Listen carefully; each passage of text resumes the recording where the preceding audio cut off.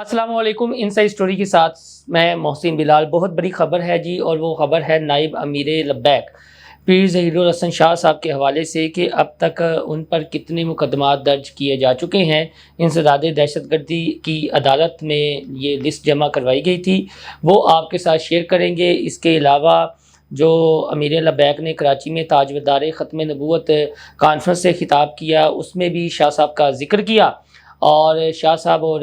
Chief justice साहब पाकिस्तान काजी फ़ाइज़ ईसा का नाम तो नहीं लिया, लेकिन उन्होंने वो जो जुमला बोला वो क्लिप वायरल हो रहा है, तो उसका बैकग्राउंड भी मैं आपके साथ शेयर करूंगा। और एक और ये बात कि ये जो कराची में ताजदार ख़त्म नबूवत कॉन्फ्रेंस हुई है, इसमें टेक्निकली क्या गलती थी, क्या ये लाहौर से बड़ा मजमा था या कम मजमा था, ये मैं डिस्कस करूँगा। कुछ लोग हो सकता है इससे इत्फाक करें और कुछ दोस्त हो सकता है इससे इख्तलाफ करें, लेकिन मेरा काम है कि जो मुझे लगता है, इधर उधर से ख़बरें भी हम इकट्ठी करते हैं, तो जो चीज़ें होती हैं वो मेरी कोशिश होती है कि ईमानदारी से और गैर जानबदार होकर आप तक पहुंचाई जाएं। एक लब्बैक के वो फ़ंड के हवाले से बात हो रही थी, मसूद चौधरी साहब से मेरी बात हुई, उन्होंने जो कहा उनका मौक़िफ़ भी मैं आप तक पहुँचाऊँगा। तो आपसे दरख्वास्त है कि शुरू से लेकर आखिर तक आप हमारा ये वीलॉग ज़रूर सुनिएगा, अपनी राय से आगाह कीजिएगा। हमारा चैनल इनसाइड स्टोरी लाइक और सब्सक्राइब करना ना भूलिएगा, और याद से बेल आइकन का बटन भी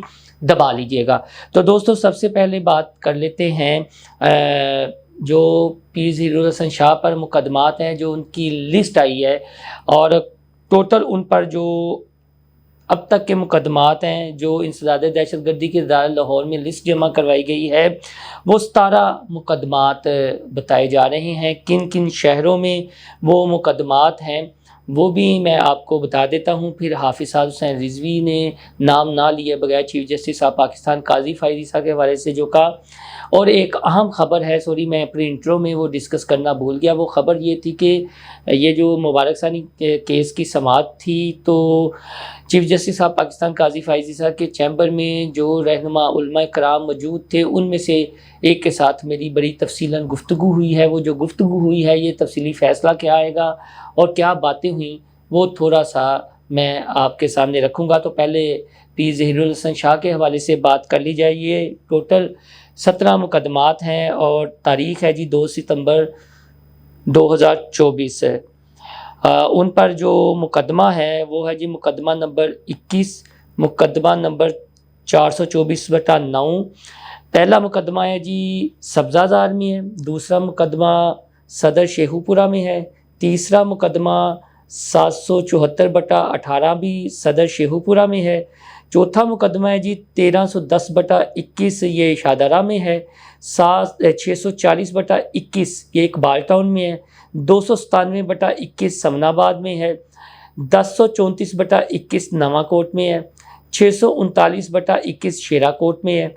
1309/21 शाहदरा में है, 164/21 मनावावाला में है, 428/21 ए डिवीज़न शेखुपुरा में है, 427/21 ये भी ए डिवीज़न शेखुपुरा में है, 692/10 ये सदर शेखुपुरा में है, और 453/21 ये बी डिवीज़न शेखुपुरा में है, 237/21 ये मिल्लत पार्क में है, 1018/21 नवाकोट में है, 1040/21 सदर शेखुपुरा में है। ये जो लिस्ट सोशल मीडिया पर भी है और अदालत नंबर 3 है, लेकिन इसमें हैरानकुन बात ये है कि जो ये किला गुजर सिंह थाने में मुकदमा दर्ज किया गया था, उस वक्त के SHO की मुद्दत में जब शाह साहब ने तकरीर की थी चीफ जस्टिस साहब पाकिस्तान काजी फ़ाइज़ ईसा के हवाले से, और 1 करोड़ रुपये उनकी सर की कीमत रखी थी, वो मुकदमे इसमें दर्ज नहीं है। हो सकता है इसके अलावा भी मज़ीद लिस्ट हो। अब हाफिज़ साद हुसैन रिजवी ने जो बात की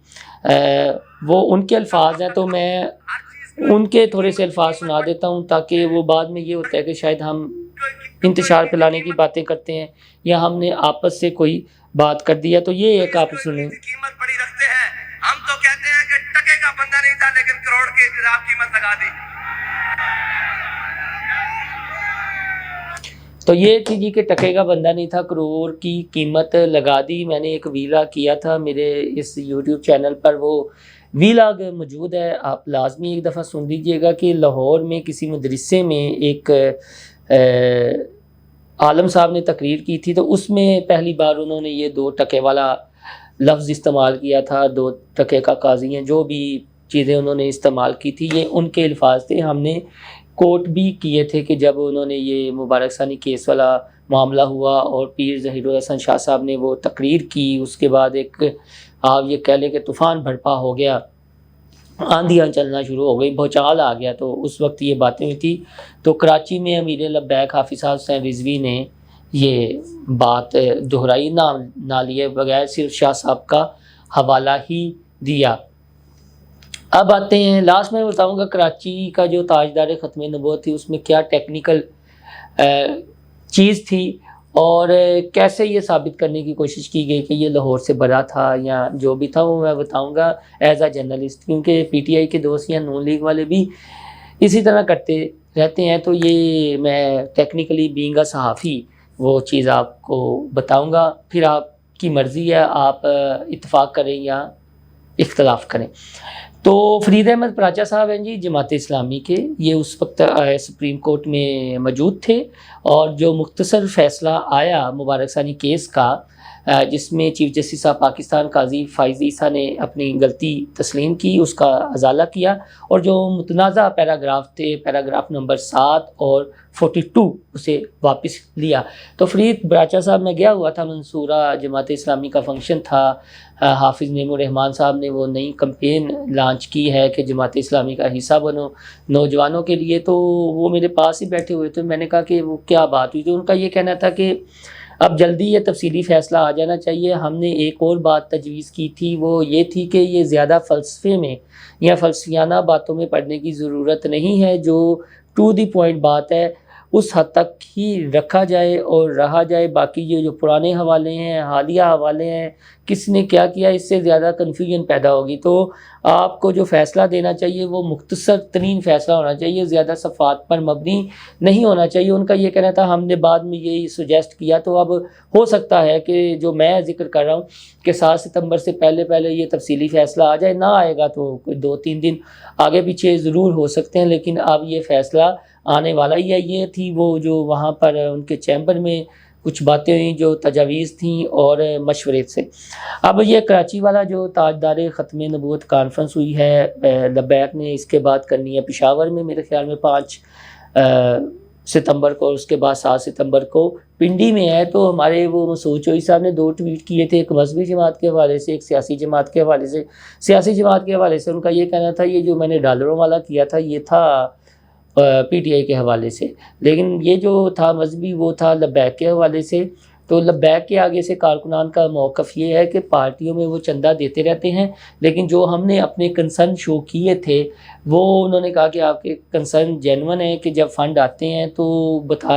بتانا بھی چاہیے کہاں لگتے ہیں. لیکن یہ ہے کہ ہم تو لبیک کے ساتھ اس لیے اٹیچ ہیں کہ وہ تاجدار ختم نبوت زندہ باد کا نعرہ لگاتے ہیں اور حضور صلی اللہ علیہ وآلہ وسلم کی نموز کی بات کرتے ہیں. باقی جو لابیاں ہیں، جو پراپوگنڈا ہے، کوئی چندہ کھا رہا ہے نہیں کھا رہا، یہ ایک الگ میٹر ہے، لیکن یہ چیزیں ضرور ڈسکس ہونی چاہیے. اور اگلے ایک بھی لاگ میں تفصیل کے ساتھ مجھ تک جو فیڈ بیک آیا ہے ایمانداری کے ساتھ وہ فیڈ بیک بھی پہنچاؤں گا کہ کیوں نہیں بات کرے حافظ سعد حسین رضوی، عوامی جو مسائل ہیں ان پر کس چیز نے ان کو روکا ہوا ہے. یہ میں اگلے بھی لاگ میں انشاءاللہ تعالی ڈسکس کروں گا، چونکہ ابھی یہ اس کا دورانیہ بھی طویل ہو جانا ہے. تو یہ جو کراچی والا تھا نا، اگر آپ اس تاجدار ختم نبوت کی کانفرنس کو دیکھیں، یعنی جناب کراچی میں یہ جو، تو پروڈکشن وائز اور سوشل میڈیا وائز یہ ایک بڑی اٹریکٹیو کانفرنس آپ کو لگتی ہے. لیکن جس طرح سٹیج کا فاصلہ بنایا گیا، اور ہم اکثر یہ بات کرتے تھے یا کرتے ہیں، عمران خان کے جب جلسے ہوتے تھے تو فاصلہ اتنا ہوتا ہے کہ وہ او ٹی ایس سے ایسے لگتا ہے کہ یار مجمع ہی مجمع ہے ہر جگہ، اور پھر لائٹنگ اتنی خوبصورت کی جاتی ہے کہ ایسے گمان ہوتا ہے کہ سر ہی سر ہے اور کتنے اعلیٰ انتظامات ہیں. لیکن یہی کچھ مجھے کراچی کی یہ جو کانفرنس ہوئی ہے ان کے منتظمین نے یہ بڑی پروڈکشن وائز یا سوشل میڈیا کو اٹریکٹ کرنے کے لیے تو انہوں نے بھرپور انتظامات کیے تھے، لیکن جس طرح کا بھرپور مجمع ہونا چاہیے وہ نہیں۔ اور ایک اور ٹیکنیکل چیز انہوں نے یہ کی جی کہ وہ جو OTS والی میں بات کر رہا ہوں یا ڈرون کی جو فوٹیجز وغیرہ آئی تھی وہ سارے اسی تناظر میں تھی۔ ہو سکتا ہے کہ جن کو یہ ٹھیکہ دیا گیا ہو وہ وہی ہوں جو ماضی میں عمران خان کے جلسوں کے لیے انتظامات کرتے رہے ہیں، کیونکہ وہ بھی تو یہاں پر جلسے کرتے رہے ہیں اور MKM بھی جلسے کرتی رہی ہے۔ نون لیگ میں بھی ہم نے یہ دیکھا کہ اتنا فاصلہ رکھا جاتا ہے، وہ اس لیے رکھا جاتا ہے کہ جب آپ کو یہ کچھ شک ہو یا امید نہ ہو کہ اتنے زیادہ کارکنان یا لوگ آئیں گے اور یہ پنڈال بھر جائے گا، تو پھر اس طرح کے فاصلے یا اس طرح کی ٹیکنیکل چیزوں کا خیال رکھا جاتا ہے تاکہ کم لوگوں کو زیادہ دکھائے۔ یہ میری اپنی اوپینین ہے ایز اے جرنلسٹ، جو میں نے دیکھا ہے۔ میرے تک جو فوٹیجز آئی ہیں، ایمانداری کی بات یہ ہے کہ وہ کچھ ایسی ہی تھیں اور ایک ایسا ہی وہ تاثر دے رہی تھیں۔ باقی آپ خود ان چیزوں کو دیکھ لیجئے گا، اور اگر آپ کے کوئی جاننے والے ہیں تو ان سے پوچھ لیجئے گا کہ یہ جب فاصلہ زیادہ رکھا جاتا ہے سٹیج کا اور جو سامنے مجمع ہے تو اس کا مقصد کیا ہوتا ہے، اور جو OTS شاٹ بنائے جاتے ہیں یا ڈرون کے شاٹ بنائے جاتے ہیں یا راتوں کو کسی بھی پنڈال میں خصوصی لائٹ کا استعمال کیا جاتا ہے تو اس کے پیچھے کیا وجہ ہو سکتی ہے۔ تو آپ کو یہ جو میں نے گلتھی ہے نا یہ سلجھ جائے گی، یعنی اور آپ کو میری بات حقیقت کے قریب ترین لگے گی۔ بہرحال یہ جو پشاور میں ہونا ہے یا یہاں پر جو ہونا ہے راولپنڈی میں، جس کے لیے چندہ بھی اکٹھا کیا جا رہا ہے اور ایک باتیں کی جا رہی ہیں، دیکھیں اگر کوئی صحافی ہو کرتا ہے تو خبر کی بنیاد پر تھوڑا سا ان کو، میں کیا لفظ استعمال کروں کہ برداشت کر لیا کریں، دوسرے لفظوں میں یہی ہے، کوئی کسی کے مخالف نہیں ہے، بس جو ٹیکنیکل چیزیں ہوتی ہیں نا، دیکھیں صحافی نے وہ بات کرنا ہوتی ہے جو وہ محسوس کرتا ہے۔ ہاں یہ آپ اگر آپ کے پاس کوئی ثبوت ہے یا کوئی کسی کے پیڈ طریقے سے کرتا ہے تو وہ بھی سامنے لانے چاہیے۔ جس طرح میں پچھلے دنوں ہائی کورٹ میں گیا تو عالیہ حمزہ کی پریس کانفرنس میں نے جنرل فیض اور علیمہ خان صاحبہ کے تناظر میں سوال کر لیا، جو میری اپنی ذاتی آبزرویشن تھی، تو پاس کھڑے ایک وکیل نے کہا کہ یہ یقیناً پیڈ سوال ہے تو بندہ جائے تو جائے کدھر۔ فی الحال اتنا ہی، اپنے فیڈ بیک سے ضرور ہمیں آگاہ کیجیے گا، اور کوئی سجیشنز ہیں تو وہ بھی دیجیے گا۔ آپ سے درخواست ہے کہ ایک تو وہ لازمی دیکھیے گا وہ جو تھی کہ فوج کیا عوامل اور اسباب ہوتے ہیں کہ جب مداخلت کرتی ہے کسی ملک کی سیاست میں، اور سیاستدان اسے کتنی سپیس دیتے ہیں اور کیا سیاستدان سپیس فراہم کرتے ہیں، ڈیٹیل ہے، ذرا دیکھ لیجئے گا، کیونکہ آنے والے دنوں میں کچھ نہ کچھ ارد گرد حالات ایسے بن رہے ہیں اور پاکستان بھی ان حالات سے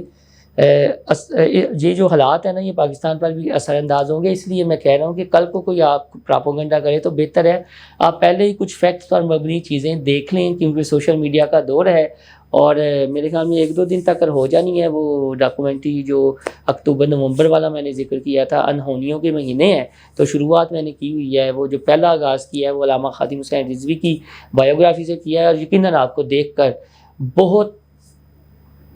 اگر جو چیزیں میں نے رکھی ہیں نا آپ کو دیکھ کر لگے گا کہ بڑی محنت ہوئی ہے، اور جو میں کہنا چاہتا تھا وہ میں نے کہہ بھی دیا، جو بتانا چاہتا تھا بتا بھی دیا، باقی فیصلہ پھر دیکھنے کے بعد آپ کر لیجئے گا۔ اللہ حافظ۔